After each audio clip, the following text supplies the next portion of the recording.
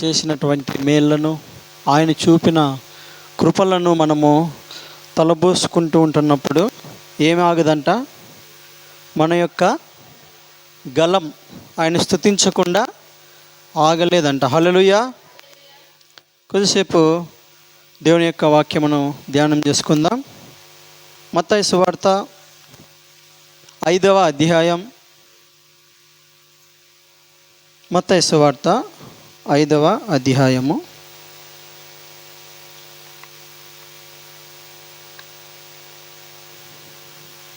20వ వచనం. మత్తయి సువార్త 5:20.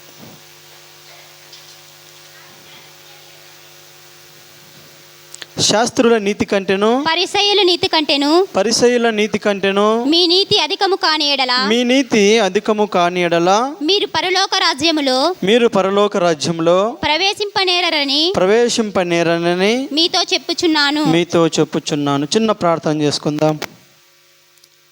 దేవా, నీ సన్నిధిలో గడిపే భాగ్యమును దయచేసినావు. మా మార్గములను సరళపరిచినావు. నీ యొక్క మందిరమునకు తోడుకొని వచ్చినావు. అయ్యా, మేమందరము చేరి నీ యొక్క మందిరములో ఏకాత్మతో నాయన, ఆత్మతో సత్యముతో ఆరాధించగలిగిన కృపను దయచేసినావు దేవా. ఏపాటి వారము నాయన, నీ కృప ఈ దినము కూడా మమ్మల్ని నీ యొక్క మందిరములో సజీవులుగా ఉంచగలిగింది. మా ఎడల చూపిన కృపలకై స్తోత్రములు. మీ వాక్యమును నాయన అర్థం చేసుకోవడానికి సహాయం చేయండి. మీ వాక్యం మీదన మాకు ఆసక్తిని పుట్టించండి. నిర్లక్ష్యమును తీసివేయండి. వాక్యమును హత్తుకోవడానికి మాకు మంచి మనసును దయచేసి మీ మార్గంలో నిలబడగలిగినటువంటి కృపను మాకు దయచేయమని యేసు నామములో ప్రార్థిస్తున్నాం పరమ తండ్రి. ఆమేన్. హల్లెలూయా. సంతోషంగా చెప్దామా? హల్లెలూయా. మందిరంలో మనకు ఉండే ఆధిక్యత ఏమిటంటే, మరి ధన్యత ఏమిటంటే, మనము ఇంట్లో మరి మనసారా ఆరాధించుకోవడానికి కొన్ని పరిస్థితులు ఉండకపోవచ్చు, కానీ ఆయన మందిరంలో మనకి ఏముంటుందంట? స్వేచ్ఛ ఉంటుంది. హల్లెలూయా. ఆయన మందిరంలో ఏముంటుంది? మనకు స్వేచ్ఛ. మనసారా మనం ఏం చేయొచ్చంట? ఆయన ఘనమైన నామాన్ని, ఆయన చేసిన మేలులను బట్టి స్తుతించి ఆరాధించే ధన్యత మనకు ఉంటుంది. హల్లెలూయా. మత్తయి సువార్త 5వ అధ్యాయం 20వ వచనంలోకి మనం వెళ్ళినట్లయితే చూడండి, ఇక్కడ రాయబడినటువంటి లేఖన భాగం ఏమని రాయబడింది ఇక్కడ? మత్తయి సువార్త 5:20. శాస్త్రుల నీతి కంటేను పరిసయ్యుల నీతి కంటేను మీ నీతి అధికము కాని ఎడల మీరు పరలోక రాజ్యంలో ప్రవేశింపనేరని మీతో చెప్పుచున్నాను. మన యొక్క నీతి దేవుని యొక్క మురికి గుడ్డలతో సమానమని దేవుని యొక్క వాక్యం మనల్ని హెచ్చరిస్తూ ఉంటున్నది. ఏ మనిషి కూడా తన యొక్క నీతి ద్వారా ఆయన యొక్క పరలోకంలో ప్రవేశించలేడు. మనం చేసే దాన ధర్మాలు కావచ్చు, మనం చేసే పుణ్య కార్యక్రమాలు కావచ్చు, ఆ యొక్క పరమాత్ముని సమీపించడానికి, ఆయన యొక్క రాజ్యమును చేరడానికి లోకంలో రకరకాల పద్ధతులను అవలంబిస్తూ ఉంటున్నారు. వారికి నచ్చినటువంటి మార్గములలో వాళ్ళు వెళ్తూ ఉంటున్నారు. కానీ దేవుని వాక్యం చెబుతూ ఉంటున్నది, ఒక్కడు కూడా భూమి మీద నీతిమంతుడు లేడు. అందరూ కూడా మరి ఆయనను అనుగ్రహించు మహిమను పొందలేక పోతూ ఉంటున్నారు. దేవుని యొక్క వాక్యం ఏం సెలవిస్తూ ఉందంటే, ప్రతి ఒక్కరూ కూడా పాపితోనే సమానం. కొంతమందికి ఈ మాట నచ్చదు. మేమెందుకు పాపులము, మేము ఏం పాపం చేశాము, పుట్టుకతోనే ఏ విధంగా మేము పాపులం అవుతాము అని కొన్ని వర్గాల వారు ఈ యొక్క వాక్యాన్ని అంగీకరించరు. కానీ దేవుని వాక్యం ఏం చెబుతుందంటే, నువ్వు పాపం చేశావు కాబట్టి నువ్వు పాపివి కాదు, కానీ మనం పాపం వలన జన్మించబడినటువంటి వారం, పాపపు ఆలోచనలు కలిగినటువంటి వారం. పరిశుద్ధంగా బ్రతకడానికి మనకు మరి అవకాశము ఉన్నప్పటికీ పరిశుద్ధంగా ఈ యొక్క లోకంలో జీవించలేము. కాబట్టి మనం పాపులం. ఎవరి యొక్క నీతి కూడా మరి దేవుని రాజ్యంలోకి ప్రవేశించడానికి సహాయపడదు. కానీ ఆయనలో ఉన్నటువంటి ఆధిక్యత ఏమిటంటే, ఒకప్పుడు పాపముగా, ఒకప్పుడు దేవునికి దూరముగా ఉంటున్న మనలను ఆయన తన యొక్క పరిశుద్ధ రక్తము చేత, నిష్కలంక రక్తము చేత, నిందారహిత రక్తము చేత మనల్ని వెలవబెట్టి కొనుక్కున్నాడంట ఆయన. హల్లెలూయా. ఆయన రక్తము కోడెల యొక్క రక్తంతో సమానం కాదు, ఎడ్ల రక్తమునకు ఆయన రక్తము సమానం కాదు. ఆయన రక్తము చాలా ప్రశస్తమైనది, చాలా పరిశుద్ధమైనది. ఆయన రక్తము మరి దేవుని యొక్క రక్తంతో సమానం. హల్లెలూయా. కాబట్టి ఎవరైతే ఆయన యొక్క రక్తము ద్వారా విమోచించబడతారో వారికి ఆయన ఏమిచ్చేవాడుగా ఉంటున్నాడంటే, పరలోకమును అనుగ్రహించేవాడుగా ఆయన ఉంటున్నాడు. భక్తుడు ఒక పాట పాడతాడు కదా, నీతిమంతునిగా నన్ను తీర్చి నీదు ఆత్మతో నన్ను నడిపినందునా, నీతిమంతుని తీర్చి నీదు ఆత్మతో నన్ను నడిపినందునా, నీవు చూపిన నీ కృప నే మరువలేను, నీవు చూపిన వలేను. నా విమోచకుడా యేసయ్యా, నీ జీవన రాగాలలో నీ నామమే ప్రతిధ్వనించెనే, నా చకుడా యేసయ్యా. హల్లెలూయా. మరి దేవుని వాక్యం చెబుతూ ఉంటున్నది, శాస్త్రుల నీతి కంటే, పరిసయ్యుల యొక్క నీతి కంటే మీ యొక్క నీతి అధికము కాని ఎడల మనం దేనిలో ప్రవేశించమంట? పరలోక రాజ్యంలో ప్రవేశించాం. ఒక క్రైస్తవునికి ఉన్నటువంటి నిరీక్షణ ఏమిటంట? పరలోక రాజ్యము. ఒక క్రైస్తవుడు కావచ్చు, ఒక విశ్వాసి కావచ్చు, మరి దేవుని కొరకు ఇన్ని శ్రమలు పొంది మరి దేనిలో ప్రవేశించాలని కోరుకుంటూ ఉంటున్నారంట? ఆయన యొక్క రాజ్యంలో ప్రవేశించాలని ప్రతి ఒక్కరికి కూడా ఆశ ఉంటున్నదా లేదా? ప్రతి ఒక్కరికి కూడా ఆశనే కదా. మరి దేవుడు మృతుడై ఏ విధంగా మూడవ దినమున తిరిగి లేచాడో, మరలా రెండవసారి కూడా ఆయన ఏం చేయబోతూ ఉంటున్నాడు? తిరిగి రాబోతూ ఉంటున్నాడు. తన బిడ్డలందరినీ కూడా ఎక్కడికి తీసుకుపోతూ ఉంటున్నాడంట? ఆ యొక్క రాజ్యమునకు తీసుకొని రావడానికి ఆయన రెండవసారి కూడా వస్తూ ఉంటున్నాడు. కానీ దేవుని వాక్యం చెబుతూ ఉంటున్నది, శాస్త్రుల నీతి కంటే, పరిసయ్యుల నీతి కంటే మన నీతి ఏం కావాలంట? ఇంకా ఎక్కువ కావాలి. కానీ తక్కువ అయితే మనం దేంట్లో ప్రవేశించలేమంట?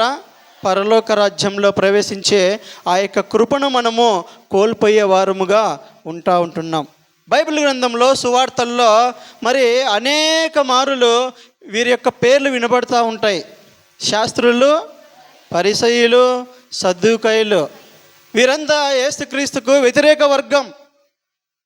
యేసుక్రీస్తు ఎక్కడికి వెళ్ళినా మరి వెంబడించే వాళ్ళుగా ఉంటున్నారు, కానీ ప్రశ్నించే వాళ్ళుగా ఉంటున్నారు.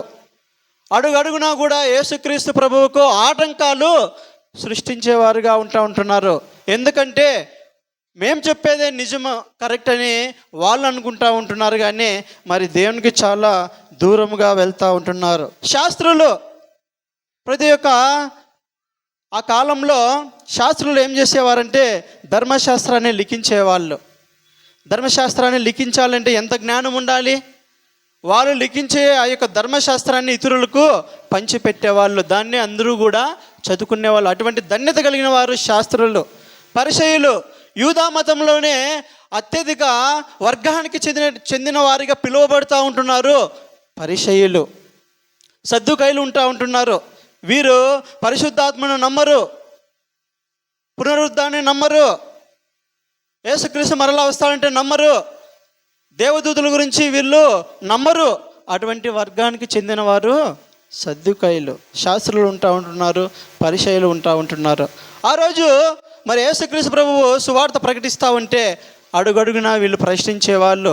మేము చెప్పేదే కరెక్ట్, మేము బోధించేదే కరెక్ట్, మా మార్గమే మరి సరైనది అని వాళ్ళు ఏం చేసుకునే వాళ్ళంటే హెచ్చించుకునేవారుగా ఉంటున్నాడు.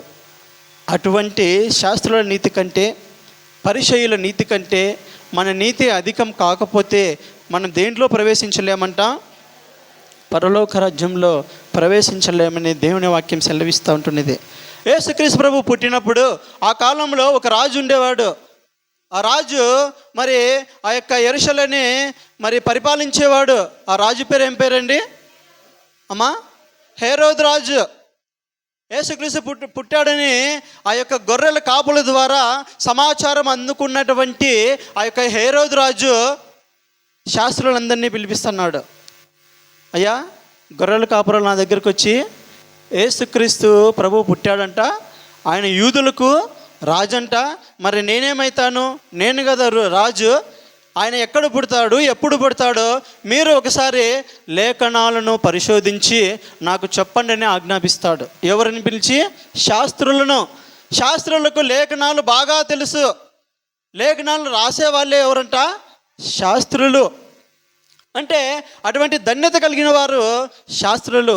మరి వాళ్ళు ఎంత నీతి కలిగి జీవిస్తూ ఉంటారు. కానీ ప్రభువు వారి నీతి కంటే మరి మన నీతి అధికంగా ఉండాలని కోరుకుంటూ ఉంటున్నారు. దేవుని యొక్క వాక్యంలో శాస్త్రుల గురించి, పరిసయ్యుల గురించి కొన్ని వచనాలు చూసుకుందాం. మత్తయి సువార్త 12వ అధ్యాయము. మత్తయి సువార్త 12వ అధ్యాయము 38వ వచనం. అప్పుడు శాస్త్రులలోను పరిసయ్యులలోను కొందరు బోధకుడా నీ వలన ఒక సూచక క్రియ చూడగోరుచున్నామని ఆయనతో చెప్పగా ఆయన ఇట్లనెను, వ్యభిచారులైన చెడ్డతరము వారు సూచక క్రియను అడుగుచున్నారు. విందామండి. యేసుక్రీస్తు ప్రభు వారంట ఆయన చేసిన కార్యాలను రాసినట్లయితే ఈ భూలోకమంతా రాసినా కానీ అంత పుస్తకమైనా సరిపోదు. మనకి ఏవైతే అవసరమో, ఏవైతే మనకు క్షేమమో అందులో కొన్ని మాత్రమే ఏమంట ఈ యొక్క పరిశుద్ధ గ్రంథంలో రాయబడ్డాయి. ఇవే కాదు, యేసుప్రభు చేసిన కార్యాలు చాలా ఉంటున్నాయి. ఏమేం చేశాడంట? ఆయన రోగులను స్వస్థపరుస్తూ ఉంటున్నాడు. ఇంకా సమాధానం లేని వారికి ఏం చేస్తూ ఉంటున్నాడు? సమాధానం. ఎన్నెన్నో కార్యాలు. 12 సంవత్సరాల నుంచి రక్తస్రావం గల స్త్రీ ఒక్కసారి ఆయన ముట్టగానే ఆయనలో నుంచి ప్రభావం బయలుదేరి ఆ స్త్రీని స్వస్థపరిచినట్లు మనం లేఖనాల్లో చూడగలం. చనిపోయిన ఆయన వారిని సైతం, లాజరును సైతం ఆయన ఏం చేశాడంట? తిరిగి మరలా మరి బ్రతికించినట్లు మనము దేవుని యొక్క వాక్యంలో చూస్తూ ఉంటున్నాం. ఇవన్నీ చేస్తూ ఉంటే ఆ రోజు యేసుక్రీస్తు ప్రభువును మరి జనాలు గుంపులుగా ఊర్లంతా వెంబడించేవంట. అది నచ్చని ఈ యొక్క శాస్త్రులు, పరిచయాలు ఏం చేస్తూ ఉంటున్నారంటే యేసుక్రీస్తు ప్రభువును మాటికి శోధించేవాళ్ళు. మాటికి వచ్చి, అయ్యా నువ్వు ఆ రోజు ఆ కార్యం చేశావంట కదా, ఆ రోజు వారిని చచ్చిపోయిన వారు లేపావంట కదా, వ్యాధిగ్రస్తులను స్వస్థపరిచావంట కదా, మరి దయ్యం చేత బాధపడుతున్న వారి దురాత్మను వెళ్ళగొట్టావంట కదా, ఇప్పుడు చేయి చూద్దాం. ఇప్పుడు చేయి ఒకసారి, ఒక సూచక క్రియ, ఒక అద్భుత కార్యము మా కళ్ళ ముందు జరిగించు, మేము నమ్ముతాం అని యేసుప్రభును శోధించే వాళ్ళంట. చూడండి, మన జీవితాల్లో ఎన్ని కార్యాలు జరగలేదు. గమ్యం ఎరిగినటువంటి పరిస్థితుల్లో ఉంటున్నప్పుడు మనం కూడా దేవుని అడిగాం కదా, ప్రభువా నా జీవితంలో మరి ఒక అద్భుతం చేయవా, ఒక కార్యం చేయవా, నా జీవితాన్ని మార్చవా, నా కుటుంబాన్ని మార్చవా, నా రోగాన్ని స్వస్థపరచవా అని ఎన్నిసార్లు మనం అడగలేదు. ప్రభువు ఎన్నిసార్లు మన జీవితాల్లో కార్యాలు చేయలేదు. ఈనాడు మన యొక్క విశ్వాసాల పరిస్థితి కానీ, క్రైస్తవం యొక్క పరిస్థితి కానీ ఏమైందంటే మాటికి ఆయనను అద్భుత కార్యాల కొరకు, సూచక క్రియల కొరకు వెంబడిస్తూ ఉంటున్నారు. దేవుడు ఖచ్చితంగా చేయగలడు, చేయడానికి సమర్థుడు కూడా. హల్లెలూయా. ఆకాశం నాది, భూమి నాది అని సెలవిచ్చిన దేవుడు ఆయన లేకుండా ఆ యొక్క ప్రపంచంలో ఏది కూడా జరగలేదు. సమస్తము కూడా ఆయన ద్వారానే నిర్మితమయ్యానని దేవుని యొక్క వాక్యం చెబుతూ ఉంటున్నది. మరి అటువంటి దేవుడే మన జీవితంలో కార్యాలు చేయలేడా? చేయగలడు. ఒకసారి ఎందుకు ఆలస్యం చేస్తాడు? మనం భక్తి నేర్చుకోవాలని. ఒకసారి ఎందుకు ఆలస్యం చేస్తాడు? మనల్ని మనం సరిదిద్దుకోవాలని. అంత మాత్రమే తప్ప ఆయన చేయలేనటువంటి దేవుడు కానే కాదు. హల్లెలూయా. ఎప్పుడు కూడా మనం అద్భుతాల కొరకు, సూచక క్రియల కొరకు దేవుని ఎప్పుడూ వెంబడించకూడదు.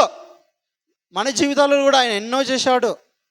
దేవుణ్ణి ఎరుగునటువంటి పరిస్థితుల్లో అడిగినప్పుడు ఆయన ఒకవేళ చేయవచ్చేమో కానీ ఆయన గురించి రుచి చూసి ఆయనే ఏకైక దేవుడిని తెలుసుకొని ప్రతిసారి కూడా ఈ యొక్క శాస్త్రుల మాదిరి, పరిచయుల మాదిరి మనము ఆయన శోధించినామనుకోండి, విశ్వాస విషయంలో మనం చాలా అల్పులములుగా చేయబడతాం. కష్టాలైనా, ఇబ్బందులైనా, ఇరుకులైనా ఏదైనా కానీ రాని నా దేవుణ్ణి నేను వెంబడిస్తానని దేవునితో మాట చెప్పి చూడండి, ఖచ్చితంగా దేవుడు మన జీవితంలో కార్యాలు చేస్తాడు. హల్లెలూయా, హల్లెలూయా. దావీదు చిన్న బాలుడే, బలం లేదు, ఏమి లేదు, ట్రైనింగ్ లేదు. ఒక యుద్ధం చేయాలంటే ఎన్ని సంవత్సరాలు మనం ట్రైనింగ్ తీసుకోవాలి? ఎంత వయసు ఉండాలి? అవి ఏవైనా దావీదు యొక్క జీవితంలో ఉన్నాయా? లేవు. గొల్యాతు చూడ్డానికే మరి 10 అడుగులు ఎత్తుంటాడు. ఆయన బల్యాన్ని మోయడానికి 2 మనుషులంట. ఆయన బల్యాన్ని మోయడానికి బల్యమును. మరి దావీదు యొక్క ధైర్యం ఏమి? దేవుడే ఆయన ధైర్యం. హల్లెలూయా. ఏం చేస్తూ ఉంటున్నాడు? నీవు నాతో కాదు యుద్ధం చేసేది, యుద్ధం ఎవరిదంట? ఆ విధంగా స్తుతించినప్పుడు, ఆ స్థానాన్ని దేవునికి ఇచ్చినప్పుడు దేవుడు ఇన్వాల్వ్ కాకుండా ఉంటాడా? హల్లెలూయా. యుద్ధము యెహోవాదే అన్నాడు.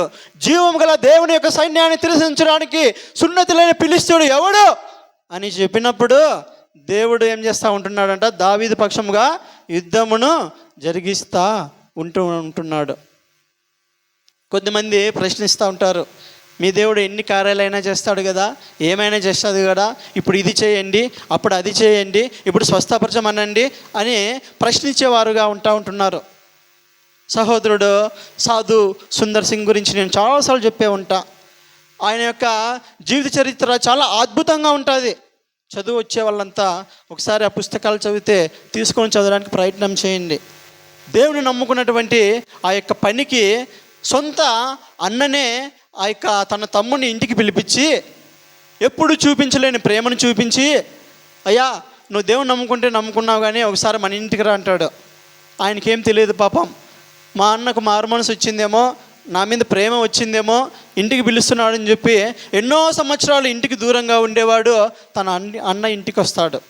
అన్న ఇంటికి వస్తే అన్న చెబుతూ ఉంటున్నాడు, అయ్యా ఇప్పటికైనా నీ దేవుని విడిచిపెట్టు, ఇప్పటికైనా మన మార్గంలోకి వచ్చాయి, ఎందుకు అవమానం పొందుతావు, ఎందుకు అందరి చేత వెలివేయబడ్డవాడిగా జీవిస్తావు, ఈసారైనా ఒకసారి ఆలోచన చెయ్యి అని చెప్తే ఆయన అంటూ ఉంటున్నాడు, నేను ఆ పని మాత్రము చేయలేను. ఎందుకంటే ప్రత్యక్షంగా నా కళ్ళ ద్వారా నేను యేసుని చూశాను. నేను చనిపోవడానికి సిద్ధంగా ఉంటున్నప్పుడు, ఓ నిజమైన దేవుడా నీవు ఎవరు, ఒక్కసారి నాకు ప్రత్యక్షపరచుకోవా అని అడిగినప్పుడు ఆ యొక్క తెల్లవారుజామున ఆ యొక్క కటిక చీకటిలో ఒక ప్రకాశమైనటువంటి వెలుగు వచ్చింది. అందులో నుంచి నా దేవుడు నాతో మాట్లాడాడు, నేను వదిలిపెట్టలేనని చెప్తా ఉంటున్నాడు. సరే అన్న భోంచేద్దాం రా అని పిలిచాడు. వచ్చాడు. అన్నంలో ఏం పెట్టాడంట? విషం పెట్టాడు. తమ్మునికి ఆ యొక్క భక్తునికి సాధు సుందర్ సింగ్కి తెలియదు. ఇష్టంగా తిన్నాడు. తిన్న కొద్దిసేపటికే కడుపులో అంతా తిప్పడం ప్రారంభమైంది. రక్తం కక్కోవడము స్టార్ట్ అయిపోయింది. అప్పుడు అర్థమైంది మా అన్న నా యొక్క భోజనంలో ఏదో పెట్టాడని. సరే దేవుని చిత్తం అయితే, నేను దేవుని కొరకు దేవుని యందు విశ్వాసం ఉంచినాను, దేవుని చిత్తమైతే ఆ దేవుడే నన్ను బ్రతికిస్తాడని తన యొక్క అన్నను ఒక మాట కూడా అనుకోకుండా డైరెక్ట్ డాక్టర్ దగ్గరికి పోయాడు. డాక్టర్ అంటా ఉన్నాడు, అయ్యా సమయం మించిపోయింది, నువ్వు ముందుగా వచ్చి ఉంటే ఏమైనా వైద్యమో చేసేవాడిని, నేను వైద్యం చేసినా కానీ అది నీ శరీరానికి ఇప్పుడు అందదు, కాబట్టి నువ్వు ఖచ్చితంగా చనిపోతావయ్యా అంటే ఆయన సాధు సుందర్ సింగ్ గారు అంటూ ఉంటున్నారు, చనిపోతే నా దేవుని కోసం నేను చనిపోతా, బతికిస్తే ఆయనే బతికిస్తాడు, మరి తీసుకుంటే ఆయన దగ్గరికి వెళ్ళిపోతా అని నవ్వుకుంటూ చెప్పాడంట. డాక్టరు అర్ధగంట టైం పెట్టుకున్నాడు చనిపోతాడని. అర్ధగంట అయిపోయింది, గంట అయింది, 2 గంటలు అయింది, 4 గంటలు అయింది, ఇంకా సజీవుడుగానే ఉన్నాడు. హల్లెలూయా. దాన్ని చూసినటువంటి ఆ డాక్టరు దేవుని యందు విశ్వాసం ఉంచినాడంట. హల్లెలూయా.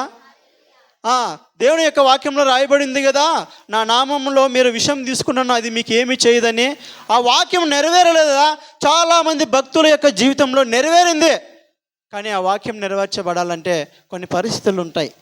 ఎప్పుడైతే దేవునికి మహిమ వస్తుందో ఆ సమయంలో మాత్రమే ఆయన ఏం చేస్తాడంట, ఆయన యొక్క కార్యాలను చేసే దేవాది దేవుడుగా ఆయన మరి ఉంటున్నాడు. మనకి తోమా గురించి తెలియదా? యేసుక్రీస్తు శిష్యుడైనటువంటి తోమా, యేసుక్రీస్తు ప్రభువు వారంట ఆరోహణమైన తర్వాత మరలా ఒకసారి తన యొక్క శిష్యులు అందరూ మరి డోర్లన్నీ వేసుకొని భయపడుకుంటా దేవుని స్తుతిస్తూ ఉంటే ఒక వెలుగు పుట్టింది. ఆ వెలుగులో యేసుక్రీస్తు ప్రభు దిగి వచ్చాడు. భయపడతా ఉంటున్నారు. అప్పుడు ప్రభు అంటా ఉంటున్నాడు, భయపడవద్దండి, నేనే యేసు ప్రభుని అంటా ఉంటున్నాడు. చాలా సంతోషపడ్డారు. మరలా ప్రభువు పరలోకానికి ఆరోహణమైనాడు. అంతా అయిపోయిన తర్వాత తోమా వచ్చినాడు. తోమా వస్తే ఈ శిష్యులంతా అంటున్నారు, ఎక్కడి పోయింటివయ్యా, యేసుక్రీస్తు ప్రభు వారు మాకు ప్రత్యక్షం అయ్యాడంటే, అవునా, నేను నమ్మను అంటున్నాడు. ఏమంటున్నాడు? నేను నమ్మను. నేను మరొకసారి యేసుక్రీస్తు యొక్క ఆ యొక్క చేతులకు గాయాలు అయ్యాయి కదా, ఆ యొక్క గాయాల్లో నా వేళ్ళు పెట్టి నేను చూస్తే తప్ప నేను నమ్మనంటా ఉంటున్నాడు. మరలా యేసుప్రభు మరొకసారి ఆయనకు సమయం వచ్చినప్పుడు తన్ను తాను ప్రత్యక్షపరుచుకొని, తోమా, నా చేతిలో నీ యొక్క వేలును పెట్టున్నప్పుడు తోమా కన్నీరు కార్చడం జరిగింది. అప్పుడు అడిగాడు అంతే తప్ప ఇంకొకసారి ఎప్పుడు కూడా సూచక్రియలు అడగలే తోమా. హల్లెలూయా. ఒక్కసారి అడిగినాడంతే. మరలా తన యొక్క జీవితంలో ఎప్పుడు కూడా సూచక్రియను మరి అడుగుకోకుండా ఎన్ని కష్టాలైనా ఇబ్బందులైనా ఆయన ఏం చేస్తూ ఉంటున్నాడంట, యేసుక్రీస్తును వెంబడిస్తూ చివరకు ఆయన కొరకు హతసాక్షి అయిపోయాడు. అప్పుడు దేవుడు అంటా ఉంటున్నాడు, చూచి నమ్మిన వారి కంటే చెప్పలా, చూడక నమ్మిన వారు ధన్యులు. అబ్రహాము అనేక వేల మందికి విశ్వాసులకు మరి పితరుడుగా ఎందుకు భావించబడ్డాడంటే, దేవుడు ఒకే ఒక మాట చెప్పాడు, నువ్వు వెళ్ళాలి అని. అంతే. ప్రభువా, నాకు ఒక సూచక క్రియ చేస్తావా, లేకపోతే ఒక దూతను పంపిస్తావా, లేకపోతే ఎవరైనా మనిషిని పంపిస్తావా, ఏదైనా సహాయం చేస్తావా? ఏం మాట్లాడలే. ప్రభువా చిత్తం నాయనాన్ని తన యొక్క బంధువుల యొద్ద నుండి, తన యొక్క గ్రామం నుంచి, దేశం నుంచి ఏం చేస్తూ ఉంటున్నాడు, బయలుదేరుతూ ఉంటున్నాడు. కాబట్టి చూచి నమ్మిన వారి కంటే చూడక విశ్వాసంతో మనోనేత్రములతో ఎవరైతే చూసి నమ్ముతారో వారే ధన్యులు. హల్లెలూయా. ఈ శాస్త్రులంట, పరిసయ్యులంట, వాళ్ళు ఏది నమ్మాలన్నా వాళ్ళకి ఏం కావాలంట, సూచక్రియ కావాలి, అద్భుతము కావాలి. అది జరిగితేనే వారు నమ్ముతారు, లేకపోతే నమ్మరు. కానీ వారి నీతి కంటే మన నీతి అధికం కావాలి. ఏ విధంగా అవుతుంది?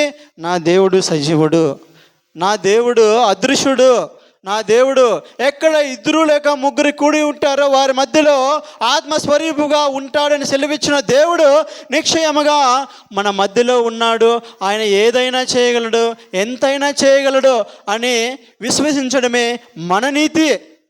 మనమంట మరి ఆయన రక్తాన్ని ఆశ్రయించినప్పుడు, ఆయన రక్తంలో మన యొక్క పాపములు ఒప్పుకొనినప్పుడు, పశ్చాత్తాపం చెందినప్పుడు, ఎటువంటి పాపినైనా సరే ఆయన ఏం చేస్తాడంట, పరిశుద్ధులుగా మార్చడానికి కృపను అనుగ్రహించే దేవాతి దేవుడుగా ఆయన ఉంటున్నాడు. కాబట్టి మన నిరీక్షణ ఏమిటంట, ఆయన మాత్రమే. హల్లెలూయా. మన నిరీక్షణ ఆయన మాత్రమే. అంటే మన విశ్వాసం ఏ విధంగా ఉండాలంటే, మన కంటికి కనిపించే పరిస్థితుల్లో మనం చూడకూడదు, కానీ కంటికి కనిపించిన ఆ యొక్క దేవాది దేవుణ్ణి మనం చూడాలి. హల్లెలూయా. హల్లెలూయా. ఆశ్రయమా నా అభిషక్తుడా నా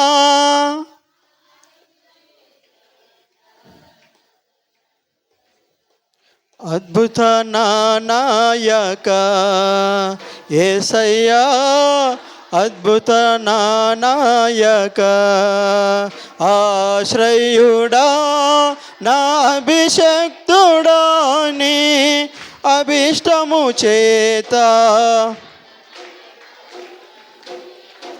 అద్భుత నాయక యేసయ్యా అద్భుత నాయక స్తోత్రములు నీకే స్తోత్రములు నీకే తేజమయుడైన స్తోత్రం తేజో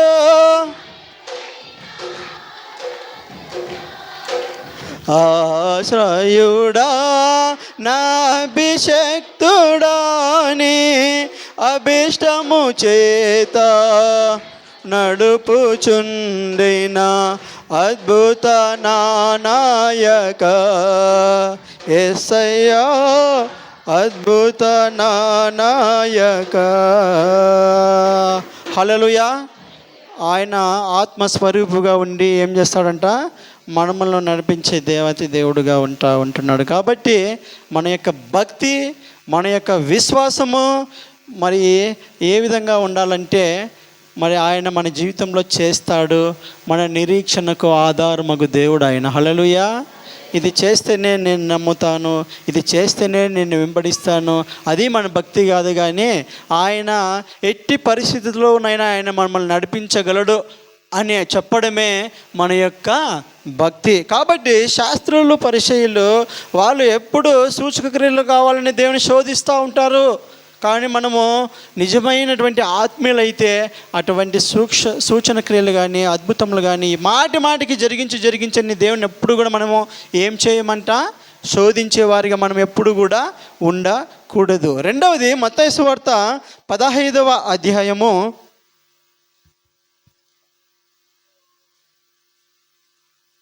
1వ వచనం. ఆ సమయమున యెరూషలేము నుండి శాస్త్రులను పరిసయ్యులను యేసునొద్దకు వచ్చి నీ శిష్యులు చేతులు కడుగుకొనకుండా భోజనము చేయుచున్నారే వారెందు నిమిత్తము పెద్దల పారంపర్యాచారమును అతిక్రమించుచున్నారని అడిగిరి. రెండవ సందర్భాన్ని నేను గుర్తు చేయడానికి ఇష్టపడుతూ ఉంటున్నా. శాస్త్రులు పరిచయులు వాళ్ళు పైకి చాలా నిష్ఠగా ఉంటారు, చాలా పరిశుభ్రంగా ఉండడానికి ఇష్టపడేవారుగా ఉంటున్నారు. వారు భోజనం చేయాలంటే ఖచ్చితంగా ఏం కడుక్కుంటారమ్మా? చేతులు కడుక్కుంటారు ఖచ్చితంగా. ఒకవేళ చేతులు కడుక్కోవడానికి నీరు లేకపోతే ఆహారం తినుకోకుండా అదే విధంగానే ఉంటారు. కానీ ఖచ్చితంగా ఏం కడుక్కుంటారంట?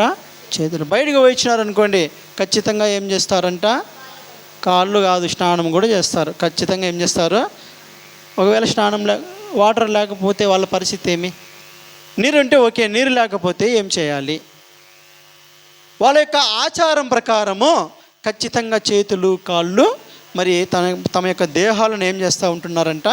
శుభ్రంగా ఉంచుకున్నారు. చాలా మంచిదే, శుభ్రంగా ఉంచడము, చాలా శుభ్రంగా ఉండడం చాలా మంచిదే. ఎందుకంటే దేవుని వాక్యం కూడా మనము శుభ్రంగా ఉండాలని, పరిశుద్ధంగా జీవించాలని కూడా మరి చెబుతూ ఉంటున్నది. కానీ ఒకవేళ చేతులు కడుక్కోకుండా ఎవరైనా భోజనం చేశారనుకోండి, యేసుక్రీస్తు శిష్యులు అంట ఒకసారి మరి ఆ యొక్క గ్రామాల గుండా వెళ్ళేటప్పుడు ఒకసారి పొలంలో ఏం చేస్తూ ఉంటున్నారంట, ఆకలి అవుతా ఉంటే ఆ యొక్క వెన్నులు తుంచుకొని ఏం చేస్తూ ఉంటున్నారు? తింటూ ఉంటున్నారు. ఎవరైతే చేతులు కడుక్కోకుండా తింటారో వారిని ఒక పాపులుగా చూసేవాళ్ళు ఈ యొక్క శాస్త్రులు పరిచయులు. చేతులు కాళ్ళు కడుక్కోకుండా భోజనం చేస్తే వాళ్ళను ఒక పాపులుగా, అపవిత్రులుగా, దేవుని దృష్టిలో నీచులుగా చూసేవాళ్ళు ఎవరంట? ఈ యొక్క శాస్త్రులు పరిచయులు. ఒకసారి ఒక పరిచయుడు యేసుక్రీస్తు ప్రభువును పిలుస్తూ ఉంటున్నాడు. అయ్యా నా ఇంటికి వస్తావా అంటే, మరి ఏమన్నా శోధించాలని అనుకున్నాడేమో, యేసుక్రీస్తు ప్రభు వారు రాడేమో అనుకున్నాడేమో. యేసు ప్రభు ఏమన్నాడంట? పదయ్యా నీ ఇంటికి వస్తా అన్నాడు. వస్తా అన్నాడు, ఇంటికి వచ్చాడు. మరి భోజనం చేస్తూ ఉంటే అందరూ ప్రభు వైపు చూసి, ఈయన ఏంది పాపులతో కలిసి భోజనం చేస్తూ ఉంటున్నాడు, నేను దేవుడని చెప్పుకుంటా ఉంటున్నాడు కదా, మరి ఈ యొక్క అపవిత్రుని ఇంటికి ఏ విధంగా వచ్చాడు, ఈ యొక్క పాపాత్మ ఇంటికి ఏ విధంగా వచ్చాడు అని మనసులో అనుకుంటా ఉంటున్నాడంట.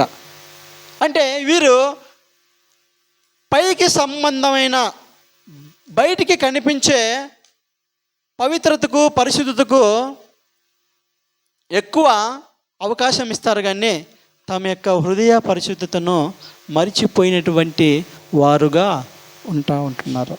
దేవుడు ఏం చేస్తాడు, మన యొక్క పై రూపమును ఆయన ఎప్పుడు కూడా లక్ష్య పెట్టడు.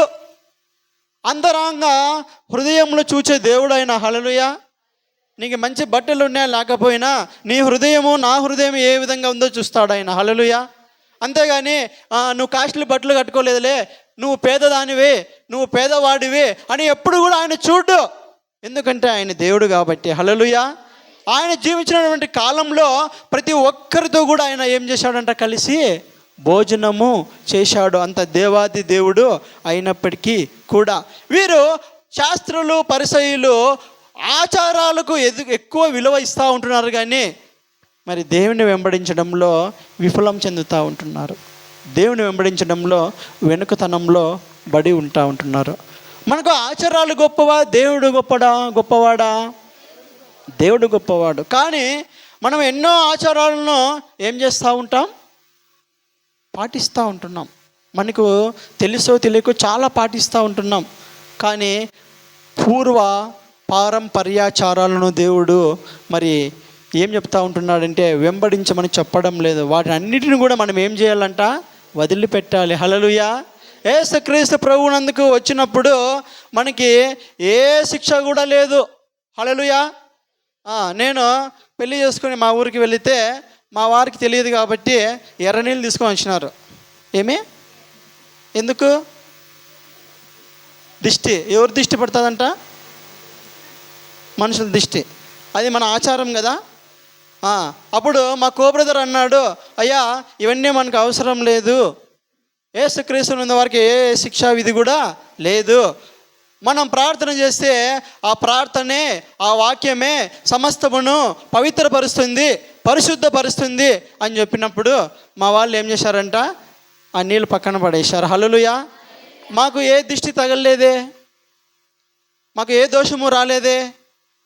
కాబట్టి మనము యేసుక్రీస్తునందు ఎప్పుడు విశ్వాసంతో వెంబడిస్తామో, ఆయన ప్రతి పరిస్థితుల్లో కూడా మనకు తోడుగా ఉంటానని నమ్ముతామో, ఒకవేళ అన్యులు భయపెట్టవచ్చు, నువ్వు ఇది చేయకపోతే అది జరుగుతుంది, కొత్తగా ఇంట్లో చేరిన పాలు పొంగకపోతే ఏం పొంగుతుంది, ఇంకా రోజు పొంగుతూనే ఉంటాయి అని భయపెట్టవచ్చు. కానీ యేసుక్రీస్తుకు మన హృదయంలో చోటిస్తే మరి ఏ యొక్క అశుభం కూడా జరగదు. హల్లెలూయా. అశుభం కూడా జరగదు.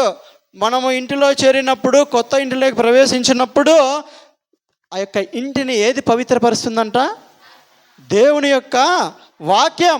దేవుని యొక్క మనం చేసే ప్రార్థన ఏం చేస్తుందంట, మన ఇంటిని పవిత్రపరిచేదిగా ఉంటుంది.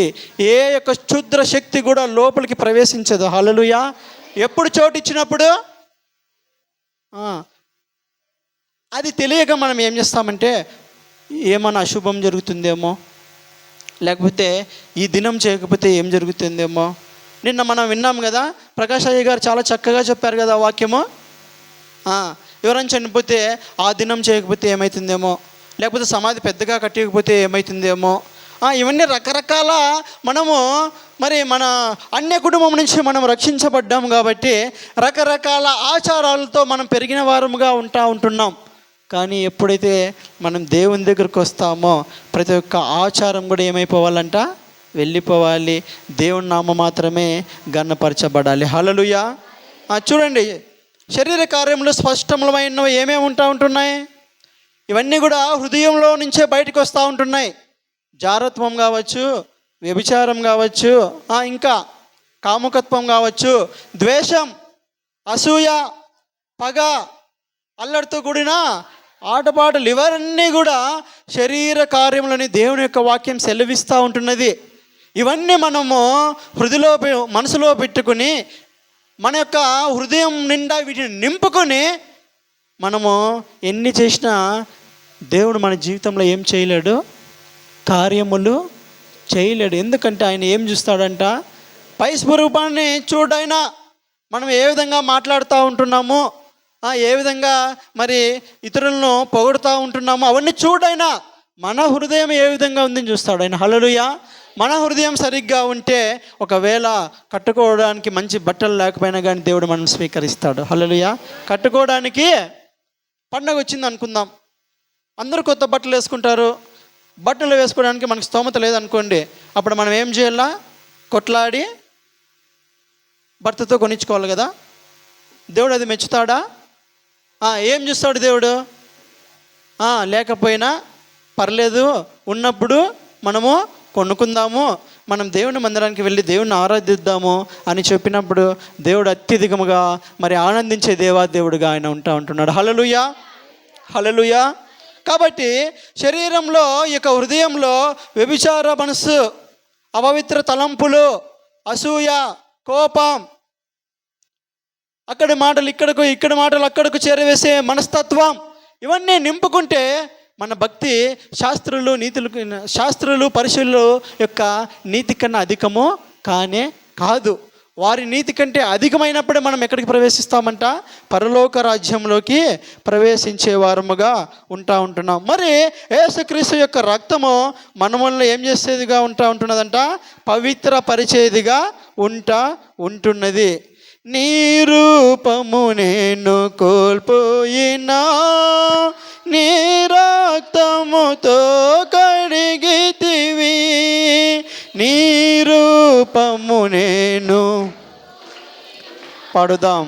నీ రక్తముతో కడిగితివి, నీతోనే నేను నడవాలని, నీ వలనే నేను మారాలని, నీతోనే నేను నడవాలని, నీ వలనే నేను మారాలని, పరిశుద్ధాత్మలతో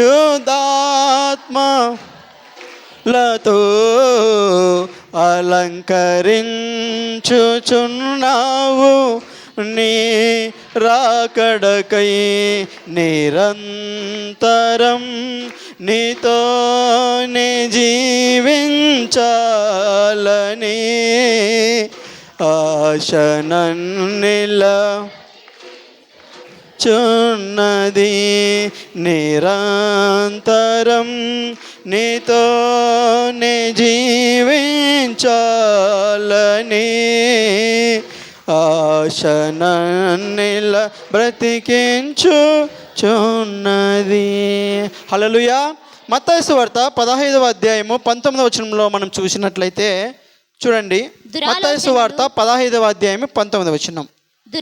దురాలోచనలు, నరహత్యలు, వ్యభిచారములు, వేశ్యాగమనములు, దొంగతనములు, అబద్ధ సాక్ష్యములు, దేవదూషణలు హృదయముల నుండే వచ్చును. ఇవే మనుషుని ఏం చేస్తాయంట, అపవిత్ర పరుచును గాని చేతులు కడుకొనక భోజనం చేయుట మనుషుని అపవిత్ర పరచదని చెప్పేదని. హల్లెలూయా. మరి నీరు ఉన్నప్పుడు మనం చేతులు కడుక్కోవాలా వద్దా? దేవుని వాక్యం చెప్తుంది కదా, చేతులు కడుక్కోకపోతే ఏమి అపవిత్రపరచదు కదా అని అనేవాళ్ళు కూడా ఉంటారు. ఆ వాక్యం ఎప్పుడు అప్లై అవుతుందంట, నీరు లేనటువంటి సమయాలలో. హల్లెలూయా. ఏవి అపవిత్రపరుస్తాయంట మనుషుల్ని? చెడ్డ ఆలోచనలు, నరహత్య. నరహత్య అంటే మన దృష్టిలో ఒక పెద్ద చాకు తీసుకొని, కత్తి తీసుకొని ఏం చేయాలా, ఒకరిని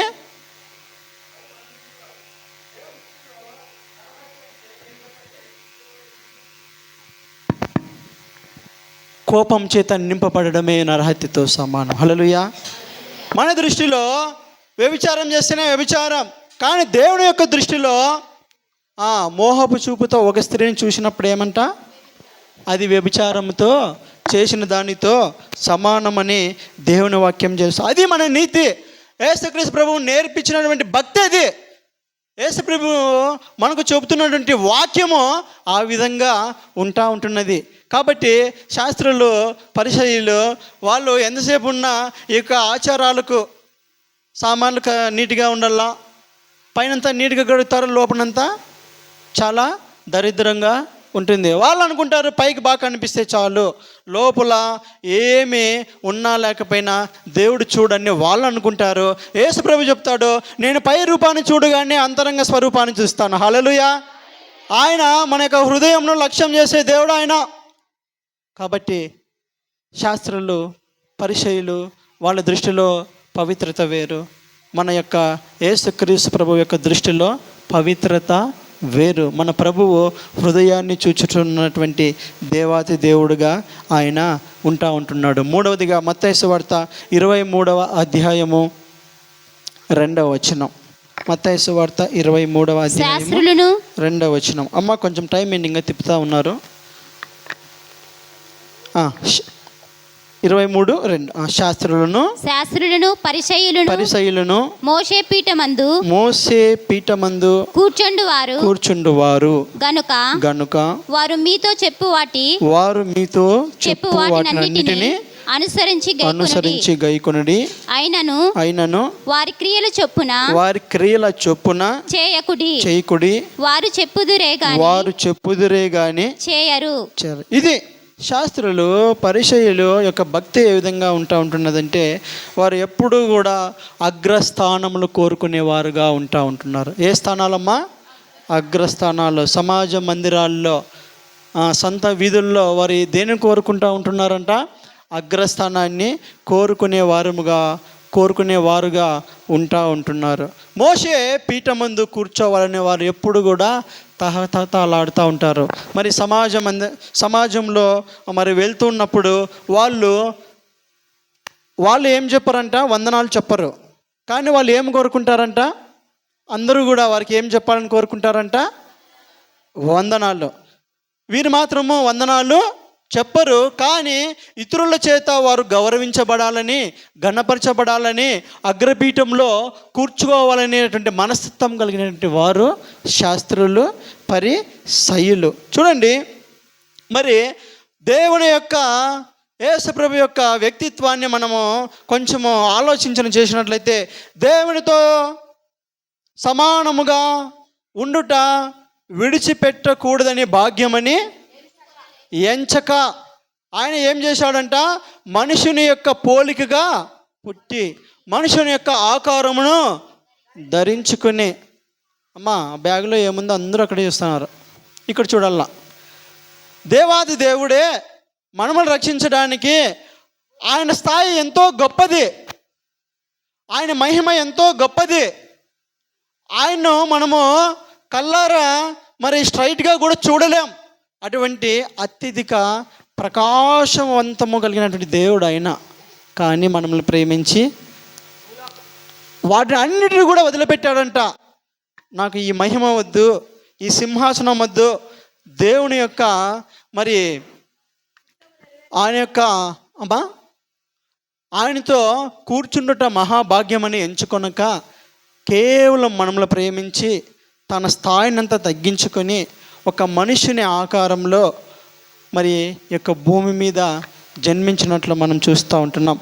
దేవుడు ఎంత తగ్గించుకున్నాడో, ఆ యొక్క యేసుప్రభువు ఎంత తగ్గించుకున్నాడో దానికి తండ్రి అయిన దేవుడు యేసుప్రభుకు ఇచ్చినటువంటి ఆధిక్యత ఏమిటంటే, ఆకాశమందైనను భూమి మీదైనను భూమి క్రిందైనను ఆయన నామమునకు సరైన నామం ఏది కూడా లేదంట. హల్లెలూయా.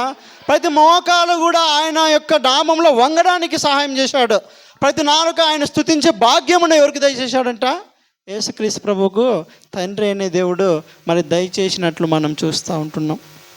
ఎప్పుడు కూడా మనం పేరును, ప్రఖ్యాతులను శాస్త్రులు కోరుకున్నట్లు కోరుకోకూడదు. నిజమైన ఆత్మీయుడు ఎప్పుడు కూడా బయటికి కనిపించడు, కానీ తెర వెనుక ఉండి పనిచేస్తాడు. హల్లెలూయా. నిజమైన ఆత్మీయుడు ఎప్పుడూ కూడా మనుషులు చూస్తున్నారని పరిచర్య చేయడు, కానీ నా దేవుడు చూస్తున్నాడని పరిచర్య చేస్తాడు. ఎప్పుడైనా పరిచర్య చేసినప్పుడు నిజమైన ఆత్మీయుడు, నిజమైన విశ్వాసి మరి పేరు ప్రఖ్యాతులు కోరుకోడు. నా పేరు చెప్పాలని, అందరి ముందర చెప్పాలని ఎప్పుడు కూడా కోరుకోడు. కానీ మరి నేను నా దేవునికి చేశాను కాబట్టి తగిన సమయం మందు ఆయనే ప్రతిఫలం దయచేస్తాడని ఏం చేస్తాడంట, విశ్వసిస్తాడు. మరి శాస్త్రులు పరిచయాలు ఏం చేస్తూ ఉంటున్నారంటే మరి ఆధిక్యతను కోరుకుంటూ ఉంటున్నారు. ఒక జరిగినటువంటి యథార్థ సంఘటన చెప్తా. ఒక్కొక్క సంఘంలో ఒక సంఘ పెద్ద ఉండేవాడంట. ఎన్నో సంవత్సరాల నుంచి మరి సంఘ పెద్దగా ఉంటూ మంచి భక్తి చేసేవాడు. కానీ ఆయన యొక్క కూతురు తప్పిపోయింది. తన యొక్క తండ్రికి తెలియకోకుండా ప్రేమ వివాహం చేసుకుందనమాట. ఆ తండ్రికి ఎంతో బాధ అయింది. అరే, నా కూతురికి ఏది కూడా నేను తక్కువ చేయలేదే, అడిగినవన్నీ కూడా నేను మరి తీసిచ్చినాను కదా, మంచి చదువు కూడా చెప్పించాను కదా, ఎందుకు ఈ విషయంలో ఆ అమ్మాయి నాకు ఒక్క మాట కూడా చెప్పుకోకుండా ఇంత మరి పని చేసిందని బాధపడేవాడంట. అమ్మాయి వెళ్ళిపోయి మరి ప్రేమ వివాహం చేసుకొని ఒకరోజంట అదే మందిరానికే వచ్చిందంట. తన తండ్రి ఏ యొక్క సంఘంలో సంఘ పెద్దో ఆ యొక్క మందిరానికే వచ్చిందంట. తండ్రి చూశాడు, చాలా బాధ వేసింది, కానీ దిగుమింగుకున్నాడు. ఆ కూతురు అనుకుంది, మా నాన్న ఒప్పుకోడు, సంఘానికి వెళితే అందరికీ తెలుస్తుంది, ఇంకా ఒప్పుకుంటాడు కదా, ఇంకేమీ చేయలేడు కదా అనుకుంది. అంతా అయిపోయిన తర్వాత ఆ సంఘ పెద్ద పైకి లేచి సేవకుడిని ఒక 5 నిమిషాలు టైం అడిగి మైక్ తీసుకొని, నేను ఈరోజు నుంచి సంఘ పెద్దగా ఉండాలని కోరుకోవడం లేదు, ఉండడానికి నాకు ఇష్టము లేదు, అర్హత కూడా కోల్పోయాను. ఎందుకు? సంఘ పెద్దకు ఉండవలసినటువంటి లక్షణాలు మరి పత్రికల్లో స్పష్టంగా రాయబడి ఉంటున్నాయి. నా కుటుంబాన్ని నేను ఏం చేయలేకపోయాను, ఏలుబడి చేయలేకపోయాను కాబట్టి, నా కూతురును నేను మరి మంచిగా పెంచలేకపోయాను, నన్ను క్షమించండి.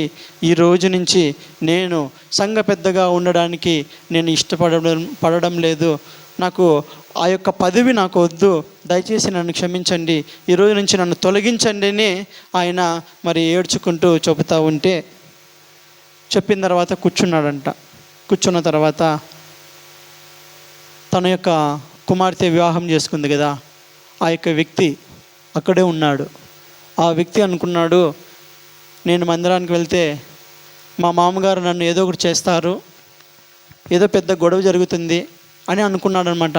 ఎప్పుడైతే తన మామగారు తన యొక్క బలహీనతను ఒప్పుకొని ఆ యొక్క అధ్యక్ష పదవికి మరి రాజీనామా చేశాడో, అది చూసినటువంటి అల్లుడు పైకి లేచి మరలా మైక్ తీసుకొని, ఈ తప్పంతా నా వల్లనే జరిగింది, మా మామగారి గురించి నాకు అసలు తెలియదు, కాబట్టి మీరు కూడా నన్ను క్షమించండి, మా మామగారు ఇంత మంచి వ్యక్తి అని నాకు తెలియదు, నేను దేవుణ్ణి ఎరుగునటువంటి అన్య కుటుంబం నుంచి వచ్చినాను, కానీ మా మామగారిలో ఉన్నటువంటి ఆ యొక్క తగ్గింపుని చూసి నేను కూడా ఈరోజు యేసుక్రీస్తును స్వంత రక్షణగా అంగీకరిస్తున్నానని చెప్పాడంట. హల్లెలూయా. ఎప్పుడైతే మనం తగ్గించబడతామో ఏది మహిమపరచబడుతుందంట, ఆయన నామము మహిమ పరచబడుతుంది. మనం చేసే ప్రతి పనిలో కావచ్చు, మనం మాట్లాడే ప్రతి మాటలో కావచ్చు, దేంట్లో కావచ్చు, పరిచర్యలో కావచ్చు, ఎవరి నామం మాత్రమే మహిమపరచబడాలంట, యేసు నామము మాత్రమే మరచబడాలి. ఆ మహిమ కేవలము పొందడానికి ఆయన మాత్రమే అర్హుడు, యోగ్యుడు. హల్లెలూయా. కాబట్టి శాస్త్రులు పరిచర్యలు ఏం కోరుకుంటూ ఉంటున్నారంటే అధికారాన్ని కోరుకునే వ్యక్తులుగా ఉంటున్నారు. సంఘంలో పేరు ప్రఖ్యాతులు కోరుకునే వ్యక్తులుగా ఉంటున్నారు. కానీ దేవుని వాక్యం చెప్తా ఉంది, వాళ్ళ నీతి కంటే మన నీతి అధికము కాకపోతే మనము దేంట్లో ప్రవేశించలేమంట, పరలోక రాజ్యంలో ప్రవేశించలేము. కొలువు చేసి ప్రేమించినావు, కోరదగినది ఏముంది నాలో, స్వార్థమెరుగని సాత్వికుడా నీకు సాటెవ్వరు, కొలువు చేసి మించినావు, కోరదగినది ఏముంది నాలో, స్వార్థమెరుగని సాత్వికుడా, నీకు సాటెవ్వరు, నీవే నా ప్రాణము, నేను వీడి నేనుండలేను, నీవే నా నేను వీడి నేనుండలేను. నూతన గీతము నే పాడేదా, మనోహరుడా యేసయ్యా, నీవు చూపిన ప్రేమను నే మరువను, ఏ స్థితిలోనైనను సమర్పణతో సేవించదను నిన్నే, సజీవుడనై ఆరాధించదని నిన్నే, సమర్పణతో సేవించదను నిన్నే, సజీవుడనై ఆరాధించదని నిన్నే. నూతన గీతము నే పాడేదా, మనోహరుడా యేసయ్యా, నీవు చూపిన నీ కృప నే మరువను, ఏ స్థితిలోనైనను. హల్లెలూయా. 32.5 సంవత్సరంలో మన కొరకు ఆయన ఈ యొక్క భూమి మీద కొలువు చేసినాడు. తన్ను తాను తగ్గించుకున్నాడు, ఎన్నో అవమానాలు పొందాడు, ఎన్నో ఆకలి కూడా తీరినటువంటి పరిస్థితుల్లో దాహంతో గడిపాడు ఆయన. దాని యొక్క ఉద్దేశం అంతా ఒకటే, నువ్వు నేను ఆయన యొక్క రూపంలోకి మార్చబడాలని, ఆయన పోలుగులోకి మార్చబడాలని, ఆయన మార్గంలో నడవాలని. హల్లెలూయా. తన్ను తాను హెచ్చించుకున్నవాడు ఎప్పుడు కూడా తగ్గించబడతాడు. తన్ను తాను తగ్గించుకున్నవాడు ఏం చేయబడతాడంట? హెచ్చించువాడు ఆయనే. మనల్ని హెచ్చించేవాడు ఎవరంట? మనుషులు పొగడ్తలు మనకు అవసరం లేదు, మనుషులు హెచ్చించడం మనకు అవసరం లేదు. దాని వెనుక వేరొక ఉద్దేశాలు ఉంటాయి. కానీ దేవుడు హెచ్చించినప్పుడు మనల్ని ఎవరు కూడా ఏం చేయలేరంట? ఆపలేరనమాట. హల్లెలూయా. మన మోడల్ ఎవరు? మనకు మార్గదర్శి ఎవరు? యేసుక్రీస్తు ప్రభువే.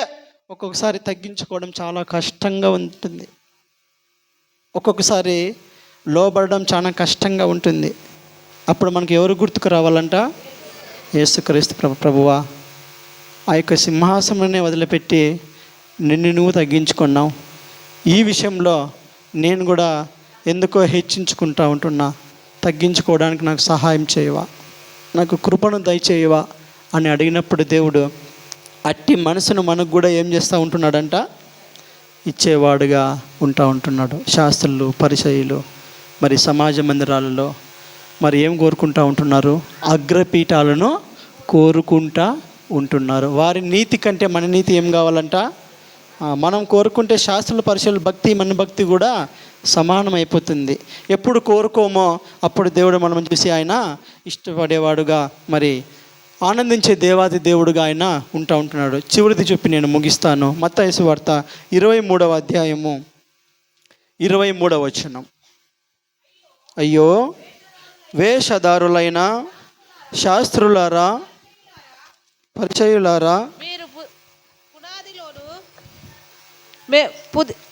సోపులోను జీలకర్రలోను 10వ వంతు చెల్లించి ధర్మశాస్త్రంలో ప్రధానమైన విషయములను అనగా న్యాయమును, కనికరమును, విశ్వాసమును విడిచిపెట్టి వాటిని మానక వీటిని చేయవలసి ఉండను. చివరిదిగా శాస్త్రులు, పరిసయ్యులు క్రమం తప్పకుండా ఏం చెల్లిస్తారంట? దశమ భాగాన్ని చెల్లిస్తారు. కేవలము వారికి వచ్చినటువంటి మరి డబ్బులో మాత్రమే కాదు, ఇంకా దేంట్లో చెల్లిస్తూ ఉంటున్నారు? పుదీనాలోను, పోపులోను, జీలకర్ర. అంటే దాని అర్థం ఏమిటంటే దేవుడు ఆ నెలలో వాళ్ళకి ఏమైతే అనుగ్రహిస్తాడో ప్రతి ఒక్క దానిలో కూడా ఏం తీసి పెడతారంట, దశమ భాగాన్ని తీసి పెడతారు. మనకు తెలుసు కదా, ఆ యొక్క సుంకరి పరిసయ్యుడు దేవుని యొక్క మందిరంలోకి పోయి ప్రార్థన చేస్తూ ఉంటున్నారు. మనకందరికీ తెలుసు కదా, ఏమని ప్రార్థన చేస్తున్నాడు పరిసయ్యుడు, ఓ ప్రభువా, ఈ సుంకరిగా ఉన్నందుకు, నేను ఉండకుండా ఉన్నందుకు అంటే ఏం చేస్తూ ఉంటున్నాడు, ఆ యొక్క సుంకరితో ఈయన ఏం చేస్తూ ఉంటున్నాడు, పోల్చుకుంటూ ఉంటున్నాడు. నేను గొప్పవాన్నయ్యా, వాడు ఎన్నెన్నో పాపాలు చేశాడు, కానీ నేను అన్ని పాపాలు చేయలేదు. వారానికి మరి నేను ఉపవాసం ఉండి ప్రార్థనలు చేస్తూ ఉంటున్నా. నా యొక్క నా యొక్క మరి సంపాదనలో ఏం చేస్తూ ఉంటున్నా, దశమ భాగాన్ని క్రమం తప్పకుండా నేను నీకు చెల్లిస్తూ ఉంటున్నా. శాస్త్రులు పరిచయుల యొక్క ఉద్దేశం ఏమిటంటే, వాళ్ళ భక్తి ఏమిటంటే, వాళ్ళ నీతి ఏమిటంటే, దశమ భాగం చెల్లిస్తే చాలు మేము ఎక్కడికి పోతామో, పరలోకానికి వెళ్ళిపోతాం. కానీ అదే శాస్త్రి కావచ్చు, అదే పరిసయుడు కావచ్చు, ఎవరైనా ఆకలి కొని, అమ్మా అయ్యా నాకు ఆకలి వేస్తుందంటే ఒక్క మెతుకు కూడా పెట్టే మనసు వాళ్లకు ఉండదు. ఎవరైనా ఇబ్బందుల్లో ఉన్నప్పుడు, ఇరుకుల్లో ఉంటున్నప్పుడు సహాయం చేద్దాము, దయ చూపిద్దాము అనేటువంటి మనసు వాళ్లకు ఉండదు. ఎవడైనా అధికమైన బరువులు మోస్తూ ఉంటే దాన్ని ఎవరైనా హెల్ప్ చేయండి, ఎవరైనా సహాయం చేయండి అని ఆజ్ఞాపిస్తారే తప్ప ఒక్క చెయ్యి కూడా వేసి సహాయం చేసే మనసు వాళ్లకు ఉండదు. దేవుడు మన దశమ భాగాలనే కాదు కానీ మన యొక్క హృదయాన్ని కూడా చూస్తాడు ఆయన. హల్లెలూయా. మొట్టమొదటి దేన్ని చూస్తాడంట, మన యొక్క హృదయాన్ని చూస్తాడు. మనకు కలిగి ఉన్న దానిలో, మనం విస్తరించినటువంటి దానిలో ఎంత ఇచ్చినా ఆయన సంతోషంగా స్వీకరిస్తాడు. హల్లెలూయా. పాతకాలంలో దశమ భాగము, క్రొత్త నిబంధనలో మనం విస్తరించిన కొలిదే ఆయనకి ఇవ్వాలంట. హల్లెలూయా. మనకు మరి కండిషన్ ఏం లేదు, నువ్వు 10వ వంతు మాత్రమే ఇవ్వాలని. దేవుడు మనం అధికంగా ఆశీర్వదిస్తే మనం ఏం చేయొచ్చంట, ఆయన యొక్క రాజ్యం కొరకు అధికముగా కూడా ఆయన యొక్క రాజ్యంలో మనం ఏం చేయొచ్చంట, విత్తేవారిగా ఉండాలని ఆయన మరి కోరుకుంటూ ఉంటున్నాడు. దేవుడు ఏం కోరుకుంటూ ఉంటున్నాడు, న్యాయాన్ని, కనికరాన్ని, విశ్వాసాన్ని కోరుకుంటూ ఉంటున్నాడు. దేవుని వాక్యం చెప్తా ఉంది, ఆయన బలిని కోరడు కానీ దేన్ని కోరుకుంటాడంట, కనికరాన్ని కోరుకునే దేవుడుగా ఉంటున్నారు. ఇతరులు ఇబ్బందుల్లో ఉంటున్నప్పుడు మనం ఎంత మాత్రం దయ చూపిస్తూ ఉంటున్నాం, ఎంత కనికర పడుతూ ఉంటున్నాం. వ్యాధుల చేత బాధపడుతూ ఉంటున్నప్పుడు, ఇబ్బంది పడుతూ ఉంటున్నప్పుడు, హాస్పిటల్లో అనేక మంది ఉంటూ ఉంటున్నప్పుడు మనము వారి మీద ఎంత దయ చూపిస్తూ ఉంటున్నాం. మనకి ఇప్పుడు మనకు పెద్ద పండుగ ఇది. ఏం పండుగ? క్రిస్మస్. మనకు చాలా పెద్ద పండుగ. మనం చాలా పెద్దగా డబ్బులు ఖర్చు పెట్టి మంచి కాస్ట్లీ బట్టలు కొనుక్కొని, అంతే కదా పండుగ. దాన్ని చూసి దేవుడు మరి సంతోషించడు. కానీ ఇది మనకు మంచి అవకాశం. ఎంతోమంది పేదలు ఉంటారు, మన సంఘంలో ఉంటారు, మన చుట్టుపక్కల ఉంటారు. ఎంతోమంది తినడానికి ఆహారం లేని వారు కూడా ఉంటారు. ఎంతోమంది బస్టాండ్లోనో మరి రకరకాల ప్రాంతాలలో కనీసము రాత్రిపూట ఏమి కప్పుకోవడానికి మంచి బెడ్షీట్ కూడా లేనటువంటి వారు ఎంతోమంది ఉంటారు. చూడండి, దేవుని యొక్క దృష్టిలో మనము ఎంత కాస్ట్లీగా ఉన్నామా, ఎంత రిచ్గా కనిపిస్తున్నామా అది చూడు, కానీ మనము పేదలకు ఎంత సహాయపడుతున్నామా చూస్తాడు ఆయన. హల్లెలూయా. వారి మీద ఎంత దయ చూపిస్తూ ఉంటున్నామా, ఎంత కనికరాన్ని చూపిస్తూ ఉంటున్నామా. మన భక్తి శాస్త్రులు మరి పరిసర నీతి కంటే మన నీతి అధికం కావాలంటే మనం ఏం చేయాలంట, వారికంటే అధికంగా కనికరం చూపించాలి. మనం వారికంటే అధికంగా దయను చూపించాలి. వారికంటే అధికంగా విశ్వాసంలో మనం ఏమి ఉండాలంట, ముందుగా ఉండాలని ప్రభువు ఆశపడుతూ ఉంటున్నాడు. కృపా కనికరము గల దేవా, నా కష్టాల వడిలో చించితివా. కృపా కనికరము గల దేవా, నా కష్టాల కడలిని దాటించితివా. ఎడబాయని నీ కృపా నన్ను విడువదు ఎన్నటికీ. ఎడబాయని నీ కృపా నన్ను ఎన్నటికీ. యేసయ్యా నీ ప్రేమానురాగం నన్ను కాయును అనుక్షణం. యేసయ్యా నీ నన్ను కాయును అనుక్షణం. ఎడబాయని ఈ కృపా శోకపు లోయలలో కడగండ్లలో కడలేని కడలిలో నిరాశని స్పృహలో శోకపు లోయలలో కష్టాల కడలేని కడలిలో నిరాశని స్పృహలో అర్థమే కాని జీవితం ఇక వ్యర్థమని నేననుకొనగా. అర్థమే కాని జీవితం ఇక వ్యర్థమని నేననుకొనగా. కృపా కనికరము గల దేవా నా కష్టాల కడలిని దాటించితివి. కృపా కనికరము గల దేవా నా కష్టాల కడలిని దాటించితివి. హల్లెలూయా. ఎన్ని సందర్భాలలో దేవుడు మన ఎడల కనికరం చూపలేదు, ఎన్ని సందర్భాలలో ఆయన మన ఎడల దయ చూపలేదు. ఎన్నిసార్లు మరి తినడానికి కూడా ఆహారం లేనటువంటి స్థితిలో మనం ఉండలేదు. దేవుని ఆశ్రయించినప్పుడు మనకు సహాయం పంపలేదా? ఆయన ఎద్దుకు వచ్చినప్పుడు మనకు దరిద్రానంతా ఆయన తీసివేయలేదా? ఈనాడు ఏమై ఉన్నామో కేవలము ఆయన కృప మాత్రమే. మన పరిస్థితిని ఏ విధంగా మనము మర్చిపోగలము?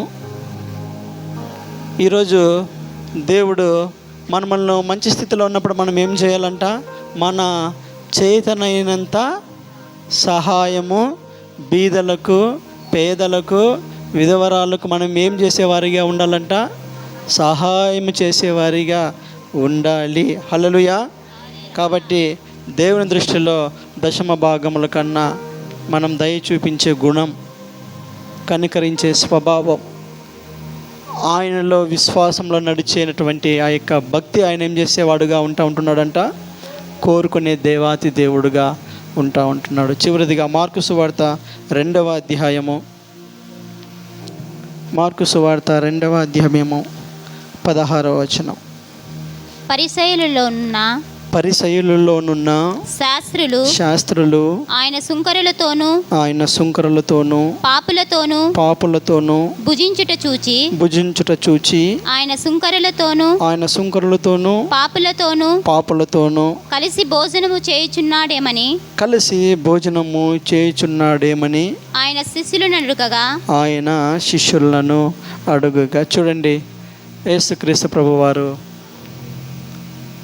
మనములను సృష్టించిన విధానం చూసినట్లయితే ఆది కాండంలో రాయబడి ఉంటుంది. ఆయన తన యొక్క స్వహస్తాలతో, తన యొక్క స్వరూపంలో, తన యొక్క పోలికల్లో మనములను మరి సృష్టించడం వంటి దేవాతి దేవుడుగా ఆయన ఉంటున్నాడు. హల్లెలూయా.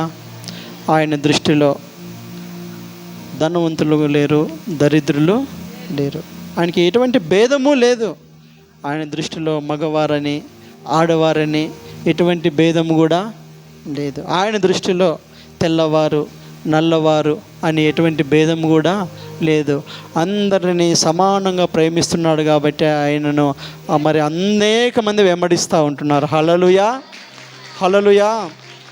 మనము మరి పరిస్థితులను చూసినట్లయితే ఇప్పుడు ఏ విధంగా ఉన్నాయంట? వారి కులానికి సంబంధించిన వారిని అధికముగా ప్రేమిస్తూ ఉంటారు. వారి మతానికి సంబంధించినటువంటి వారినే అధికముగా ప్రేమిస్తూ ఉంటున్నారు. కానీ యేసునందు విశ్వాసం ఉంచినటువంటి మనము కుల మత ఆడ మగ ధనికుడు దరిద్రుడు అనే భేదం లేకుండా ప్రేమించాలి. హల్లెలూయా. అది యేసుప్రభు మనకు నేర్పించాడు. ఆయన కూడా ఆ విధంగా చేసి జీవించాడు అన్నాడు. అనేక మంది చేత వెలివేయబడినటువంటి వారి ఇంటికి, పాపులుగా పిలువబడిన వారి ఇంటికి యేసుప్రభు వెళ్ళాడంట. హల్లెలూయా. యేసునందు క్రీస్తునందు విశ్వాసం ఉంచినటువంటి మనము కూడా ఆ విధంగా ఉండాలని ప్రభువు కోరుకుంటూ ఉంటున్నాడు. ఆయన దృష్టిలో అందరూ కూడా సమానమే, ఎటువంటి భేదము కూడా లేదు. కాబట్టి మనం కూడా ఆ విధంగా ఉండాలని ఏం చేస్తూ ఉంటున్నాడంట, కోరుకుంటూ ఉంటున్నాడు. ఆనాడు సుంకరులు ఏం చేసేవాళ్ళంటే మరి ట్యాక్స్ను ఏం చేసేవాళ్ళంట, కలెక్షన్ చేసేవారు. ఒక శిష్యుడు కూడా ఉన్నాడు సుంకరి. ఆయన పేరు ఏం పేరు చెప్పగలరా? జక్కయ్య. మత్తయ్య కూడా ఒక సుంకరే కదా. ఆయన కూడా ఏం చేసేవాడు, ట్యాక్స్ను కలెక్షన్ చేసేవాడు. ట్యాక్స్ను కలెక్షన్ చేసేవారిని ఆనాడు చాలా చిన్న చూపుతో చూసేవాళ్ళు. ఎందుకంటే వాళ్ళు మరి అధికంగా వసూలు చేయడం కావచ్చు, లేదంటే పనికి రానటువంటి ఒక మనిషిగా వాళ్ళను భావించేవారు.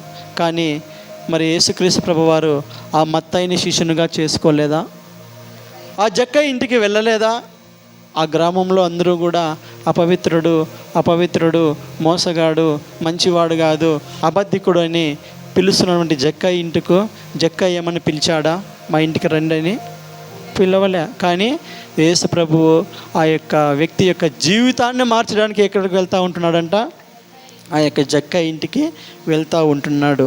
మరి యొక్క శాస్త్రులు పరిసయ్యులు వారు ఎప్పుడూ కూడా మరి తక్కువ జాతి వారితోనూ, వారికంటే తక్కువ హోదా ఉండే వాళ్ళతో వాళ్ళు ఎప్పుడూ కూడా ఏం చేయరంట, కలవరంట. దాన్ని ఒక పాపంగా ఎంచుకునేవాళ్ళు. కానీ యేసుక్రీస్తు ప్రభు వారు చెప్తూ ఉంటున్నారు, నేను ఎవరి కోసం వచ్చానంట, వాళ్ళ భక్తికి వాళ్ళ నీతికి యేసుప్రభు యొక్క భక్తికి యేసుప్రభు యొక్క నీతికి డెడ్ ఆపోజిట్ ఉంటుంది. వాళ్ళు ఎంతసేపు ఉన్న పైన రూపాన్నే చూస్తారు కానీ లోపలికి వెళ్ళి చూడరు. కానీ యేసుక్రీస్తు ప్రభు అంటున్నారు, నేను పాపులను పిలువ వచ్చి తినే కానీ నీతిమంతులను పిలువ రాలేదు. అంతగా ప్రేమించే దేవుడు ఎవరున్నారు? అంతగా మరి సమానంగా చూసే దేవుడు ఎవరున్నారండి? ఆయన తప్ప. కాబట్టి మనం కూడా సంఘంలో ఉంటున్నప్పుడు ఈ యొక్క కులము మతం అన్నీ వెళ్ళిపోవాల. హల్లెలూయా. అందరినీ కూడా మనం ఏం చేయాలంట, సమాన దృష్టితో చూసేవారుముగా ఉండాలి. అప్పుడు దేవుడు మనల్ని చూసి ఆయన ఏం చేస్తూ ఉంటున్నాడంట, సంతోషించే దేవుడుగా, ఆనందించే దేవుడుగా ఆయన ఉంటున్నాడు. కాబట్టి దేవుడు ఈరోజు మనతో మాట్లాడుతున్నటువంటి వాక్యం ఏమిటంటే, మన నీతి ఎవరి నీతి కన్నా అధికం కావాలంట? శాస్త్రులు పరిచయుల నీతి కన్నా మన నీతి ఏం కావాలంట? అధికము కావాలి. అందులో మొట్టమొదటిగా మనము వారు సూచక క్రియను వెంబడించేవారుగా ఉంటున్నారు. కానీ మనము ఎవరిని వెంబడించేవారుగా ఉంటున్నామంట? అదృశ్యుడైన యేసును ఆయన చేయకపోయినా మనం ఏ గుంపులో ఉండాలంట? మనము వెంబడించే గుంపులో ఉండాలని ప్రభువు కోరుకుంటూ ఉంటున్నారు. రెండవదిగా వాళ్ళు భౌతికపరమైన దేహపరమైన మరి బయటకు కనిపించే పవిత్రతకు పరిశుద్ధతకు వాళ్ళు మరి ఎక్కువ చేస్తూ ఉంటున్నారు. కానీ దేవుడు మన యొక్క హృదయాలను చూసే దేవాతి దేవుడుగా ఆయన ఉంటున్నాడు. మూడవదిగా మరి వాళ్ళు అగ్ర పీఠములను కోరుకునేవారిగా, ప్రతి విషయంలో కూడా తమను తాము హెచ్చించుకునేవారిగా, తమకు గుర్తింపును కోరుకునేవారిగా ఉండాలని శాస్త్రులు పరిచయాలు ఏం చేస్తూ ఉంటున్నారంట, కోరుకుంటూ ఉంటున్నారు. కానీ మన ప్రభువు మనం చెప్తా ఉంటున్నాడు, తగ్గించుకో బిడ్డ, తగ్గించుకో. నీకు ఎంత వీలైతే ఎంత నిన్ను నువ్వే తగ్గించుకో. ఒక దినం వస్తుంది, ఆ రోజు దేవుడు మనల్ని పైకి లేపుతాడు. హల్లెలూయా. ఆ రోజు దేవుడు మనల్ని ఏం చేసేవాడుగా ఉంటున్నాడంట, పైకి లేపే దేవుడిగా ఆయన ఉంటున్నాడు. మనము సువార్తల్లో చదవలేదా? ఆయన ఏం చేశాడంట, శిష్యుల యొక్క పాదాలను కడిగాడంట. ఎంత తగ్గింపు ప్రభువుకు! ఒక దేవుడు అయ్యుండి తాను అనుకుంటే ఏమైనా చేయగలడు. కానీ మరి మనుష్య రూపంలో ఉన్నాడు కాబట్టి ఆయన ఏం చేస్తూ ఉంటున్నాడు, తన యొక్క శిష్యుల యొక్క పాదాలను కడగడానికి కూడా ఆయన ఎటువంటి వెనుకడుగు వేయలేదు. కాబట్టే ఆయన నామము అంతగా హెచ్చించబడింది. హల్లెలూయా. ఆయన నామము అంతగా హెచ్చించబడింది. 4వదిగా దశమ భాగాల కన్నా దేవుడు కనికరాన్ని, దయను, విశ్వాసాన్ని మనలో చూసే దేవుడుగా ఆయన ఉంటున్నాడు. చివరిదిగా మరి వాళ్ళు పాపులని పరిశుద్ధులని వేరు చేసి చూస్తూ ఉంటున్నారు. కానీ మన దేవుడు అందరినీ కూడా సమానంగా చూసే దేవుడు. హల్లెలూయా. ఆయన పాపాన్ని ప్రేమించడు కానీ పాపిని ప్రేమిస్తాడు. ఎవరిని ప్రేమిస్తాడంట? పాపిని ప్రేమిస్తాడు కానీ పాపిలో ఉన్నటువంటి పాపాన్ని మాత్రం ఆయన సహించాడు. అందుకే కదా వ్యభిచారం చేత పట్టబడిన స్త్రీని దేవుడు క్షమించాడు. మరి ఆమె దేవుని కొరకు సాక్షిగా మారినట్లు మనము చూస్తూ ఉంటున్నాం. జక్కయ్య అపవిత్రుడుగా ఉంటున్నాడు కానీ అబ్రహాము కుమారుడుగా మార్చబడ్డాడు. హల్లెలూయా. ఇదంతా ఎవరి ద్వారా సాధ్యం అంటే యేసుక్రీస్తు ద్వారా మాత్రమే సాధ్యం. హల్లెలూయా. ఎందుకంటే ఆయన పరిశుద్ధుడు. కామ, క్రోధ, లోభ, మోహ, మద మత్సరములు గెలిచినటువంటి దేవుడు నాలో పాపం గలదా, ఎవరైనా స్థాపించగలరా అని మరి యొక్క లోకానికి సవాళ్ళు విసిరినటువంటి వ్యక్తి. ఇంతవరకు ఆయనలో అనేక రకరకాలుగా మరి అసత్యాలను ప్రచారం చేస్తూ ఉంటున్నారు కానీ ఆయనలో ఎటువంటి పాపము కూడా లేదు. తన బిడ్డలు కూడా అటువంటి కృపను అనుగ్రహించే దేవుడు ఆయన. కొద్దిసేపు ప్రార్థన చేసుకుందాం. మన హృదయముల ద్వారా ప్రార్థన చేద్దాం. ఎంత మంచి దేవుడు అయ్యా నీవు యేసు ప్రభువా.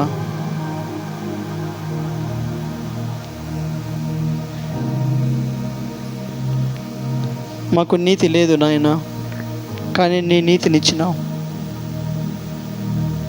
మీ యొక్క రక్షణ వస్త్రాన్ని మాకు అనుగ్రహించినావు. నువ్వు లేకపోతే మేము ఏ పాటి వారము, నువ్వు కనికరించకపోతే, దయ చూపించకపోతే, పాప క్షమాపణను మీరు మాకు అనుగ్రహించకపోతే ఏ పాటి వారం దేవా. నీ రూపం కోల్పోయినప్పుడు నీ రక్తంతో కడిగావు. నీకు దూరం అయినప్పుడు మా కొరకు ఎంతో విలపించినావు, విజ్ఞాపన చేశావు. ఇప్పటికీ కూడా చేస్తూనే ఉంటున్నావు. ఇంకా అనేక మంది రక్షణ పొందాలని దీర్ఘశాంతం చూపుతూ ఉంటున్నావు. నీకు స్తోత్రములు రాజా, నీకు వందనములు నాయనా. శాస్త్రుల నీతి కంటే, పరిచయాల నీతి కంటే మా నీతి అధికంగా ఉండడానికి మాకు సహాయం చేయండి. తద్వారా నీ యొక్క రాజ్యంలో ప్రవేశించగలిగిన కృపను మాకు దయచేయండి. మా నిరీక్షణ నీ ఎద్దుకు రావడం, నిన్ను చూడడం, నిన్ను చేరడం, ఆ యొక్క శాశ్వతమైన రాజ్యంలో నివసించడం ప్రభువా. వాటికి అడ్డుగా ఉంటున్న ప్రతి ఒక్క దానిని మీరు తొలగించమని వేడుకుంటూ ఉంటున్నాం నాయన. సహాయం చేయండి. మా యొక్క హృదయ స్థితిని కాపాడుకోవడానికి కృప చూపించవా. మా హృదయంలో ఉన్నటువంటి ఆ యొక్క నాయన శరీర కార్యములన్నిటినీ తీసివేయండి ప్రభువా. సహాయం చేయండి దేవా. మేము సూచక క్రియలను కాదు ప్రభువా వెంబడించేది, సజీవుడని నిన్ను వెంబడించగలగాలి. తగిన సమయం మందు హెచ్చించినట్లు నాయన నీ బలిష్టమైన చేతుల కింద మేము దీన మనసు కలిగి ఉండడానికి మాకు సహాయం చేయండి ప్రభువా. దేవా, పై రూపం లక్ష్య పెట్టవు, అంతరంగములు చూచుచున్న దేవుడు నాయన. మా హృదయంను కాపాడుకోవడానికి సహాయం చేయండి. మా హృదయంను పవిత్రపరచండి దేవా, పవిత్రపరచండి. ప్రతి విషయంలో మమ్మల్ని మేమే హెచ్చించుకుంటూ ఉంటున్నాం. ప్రతి విషయంలో నాయన మమ్మల్ని మేమే గణపరుచుకుంటూ ఉంటున్నాం. పేరు ప్రఖ్యాతుల వెంబడి వెళ్తూ ఉంటున్నాం ప్రభువా. కానీ నువ్వు ఈ లోకంలో వస్త్రహీనుడిగా నీ కాలాన్ని ముగించినావు. మా కొరకు దరిద్రుడు అయ్యావు నాయన, మమ్మల్ని ఆత్మలో ఐశ్వర్యవంతులు చేయడానికి. మిమ్మల్ని మా ముందు పెట్టుకొని వెళ్ళడానికి మాకు సహాయం చేయండి. మా యొక్క దశమ భాగాలు, మా యొక్క కానుకలు మమ్మల్ని పరలోకానికి చేర్చలేవు ప్రభువా. వాటికంటే శ్రేష్టమైనవి న్యాయము, కనికరము, విశ్వాసం అంటా ఉంటున్నాం. న్యాయంగా జీవించడానికి సహాయం చేయండి. ఇతరుల మీద కనికరం చూపించడానికి మాకు సహాయం చేయండి. ఎల్లప్పుడూ దయ కలిగి జీవించడానికి మాకు సహాయం అనుగ్రహించండి ప్రభువా. దేవా, నువ్వు బలిని కోరవు కానీ కనికరాన్ని కోరుకునే దేవుడవు అయ్యా. ఎవరు లోకంలో మమ్మల్ని ప్రేమించలేదు, కానీ నువ్వు సుంకరులతో పాపులతో ఎలా భోజనం చేయగలిగావు. మీ యొక్క మనసులో, హృదయంలో ఎటువంటి భేదాలు కూడా లేవు నాయన. అందరినీ కూడా సమానంగా ప్రేమించినావు. మేము కూడా ఆ రీతిగా జీవించడానికి మాకు సహాయం చేయండి ప్రభువా. దేవా, మా నీతి నాయన నీవే, మా నీతికి ఆధారముకు దేవా నీవే నాయన. నీ ద్వారానే మాకు నీతి, మాలో నుంచి మా యొక్క స్వనీతిని తీసివేయండి ప్రభువా. నీ నీతి ద్వారా నడిపించబడ్డానికి మాకు సహాయం చేయమని మీకే మహిమ, ఘనత, ప్రభావములు చెల్లిస్తూ యేసు నామములో ప్రార్థిస్తున్నాం పరమ తండ్రి.